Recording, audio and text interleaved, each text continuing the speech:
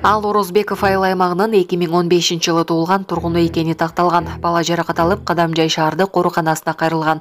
Бул жол кырсыктын жагдайлары боюнча текшерүү иштери жүргүзүлүүдө. 21 октябрь күнү Кадамжай районунун Орозбеков айыл аймагында унаа кырсык катталган. Азин булак эс алуу жайына Деонексия үлгүсүндөгү унаа жол четиндеги суу түтүктү сүзүп, кырсыкка учураган. Анын кесепетинен унаадагы 2 жүргүнчү аялдын колу буту сынып, ооруканага жеткирилген.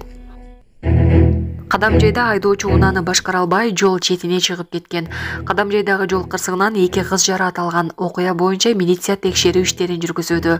21 октябрь күнү Кадамжай шаарынын Жийделик тилкесинде Ноокат районунун 19 жаштагы тургуну өзүнүн Chevrolet үлгүсүндөгү унаасында бара жатып, рулду башкара албай жол четине чыгып кеткен. Кесепетинен унаанын ичиндеги 2 жүргүнчү кыз денелеринен жараат алып, Кадамжай жалпы